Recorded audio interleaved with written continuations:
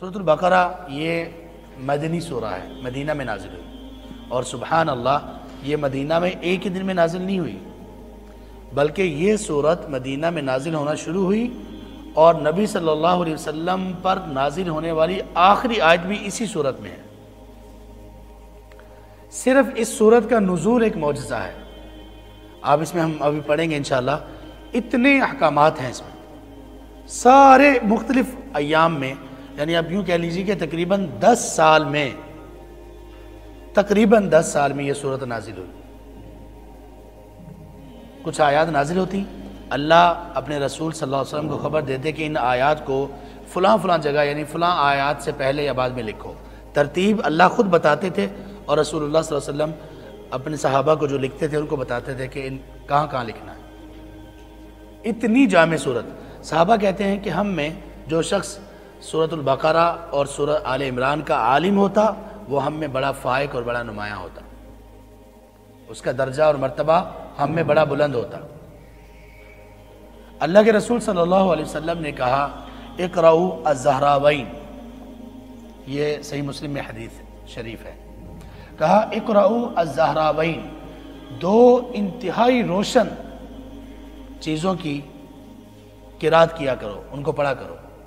زہراوین یہ زہرا کی تثنیہ ہے، اس کا مطلب ہے کوئی بہت زیادہ روشن چیز، منور نور والی چیز، وہ نور حقیقی ہو روشنی کی صورت میں، یا وہ نور ایمان کا نور ہو۔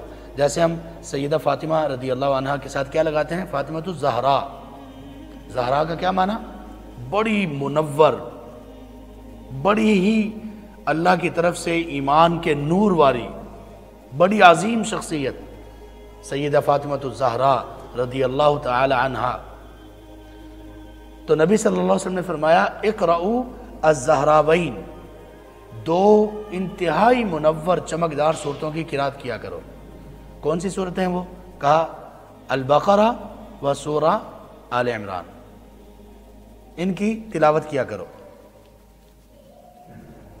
کہا فَإِنَّهُمَا تَأْتِيَانِ يَوْمَ الْقِيَامَةِ، یہ دونوں صورتیں قیامت کے دن آئیں گی، یا تو بادلوں کی طرح بادل کی صورت میں ہوں گی، یا پھر یہ پرندوں کے جھنڈ کی شکل میں آئیں گی۔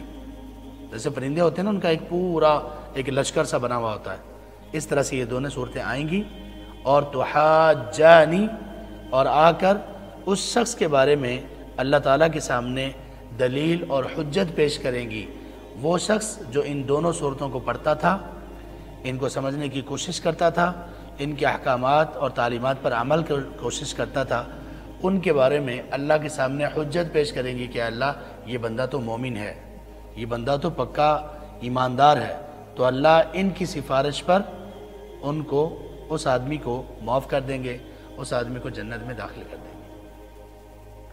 پھر اس کے بعد آپ صلی اللہ علیہ وسلم نے ایک اور بات ارشاد فرمایا کہ اس کو پڑھا کرو، سورۃ البقرہ کو الگ سے کہا اقرؤوا سورۃ البقرہ، اقرؤوا سورۃ البقرہ، تم سورۃ البقرہ کی قرات اور تلاوت کیا کرو، فإن أخذها برکہ، سورۃ البقرہ کی تلاوت اور اس کے احکامات کو سیکھنا باعث برکت ہے۔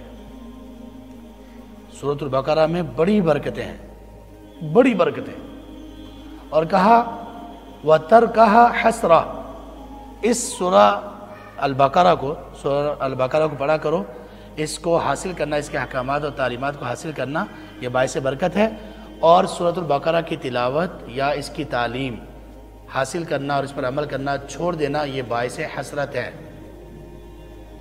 یعنی وہ تمام لوگ جو سورۃ البقرہ نہیں سیکھتے، سارے بیچارے حسرت کے مارے ہوئے، حسرت، قابل حسرت ہے۔ سارے لوگ جن کو سورۃ البقرہ کی تلاوت کی توفیق نہیں ملی اور اس میں پائے جانے والے احکامات جاننے کی توفیق نہیں ملی، یہ کس کا فرمان ہے؟ رسول اللہ صلی اللہ علیہ وآلہ وصحبہ وسلم کا فرمان۔